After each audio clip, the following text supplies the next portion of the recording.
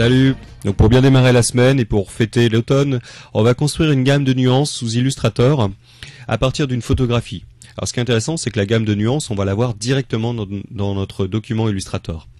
Alors pour ça, je vais dans mon menu fichier nouveau, j'accède à ma boîte de dialogue où je vais rester sur des paramétrages classiques, 800 par 600 pixels, et le mode colorimétrique ici importe peu. Je valide par la commande OK. Puis, justement, comme on va s'appuyer sur une photographie, je vais décider de l'importer, cette photo. Donc le menu fichier, et puis on descend un tout petit peu, importer, voilà. Très bien. Je vais aller chercher ma photographie, la voici. Donc une petite chenille, j'importe. Je dézoome un tout petit peu avec mon CTRL- ou pomme- sur la plateforme Mac. Alors ici je trouve que les tons jaune-orangé de la chenille sont intéressants à exploiter et j'aimerais éventuellement construire une identité graphique à partir de ces tons-là.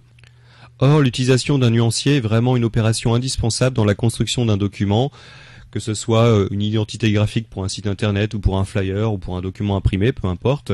Donc soit on peut le faire à partir de la palette nuancier, soit justement en construisant des formes vectorielles qui vont comporter ces différentes nuances. C'est exactement ce que l'on va faire ici.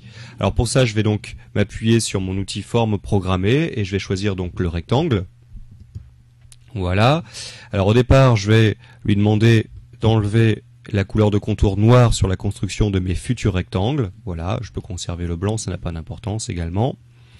J'en construis un, donc clic gauche de souris enfoncé, je le dessine de cette façon. Alors bien évidemment, il reste sélectionné.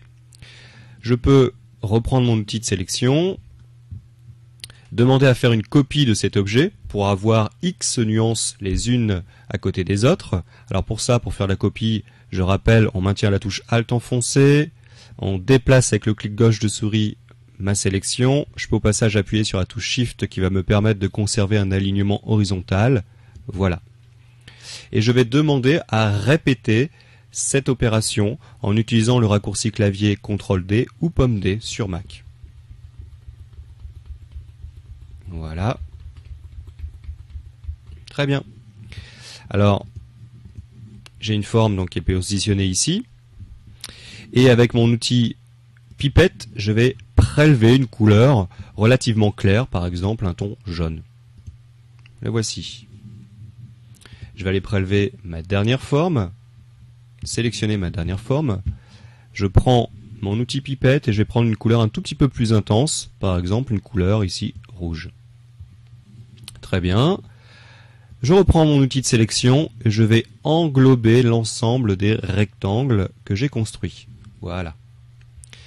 Et puis maintenant, je vais donc demander à interpoler une gamme de nuances entre cette couleur-là et celle-ci.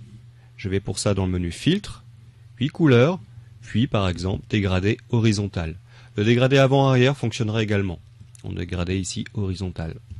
Voilà.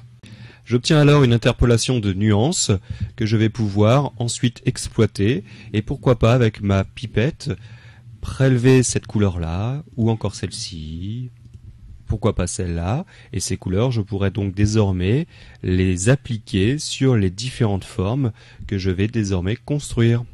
Voilà, si vous avez des questions, c'est comme d'hab, vous envoyez vos commentaires à learning@k2.fr.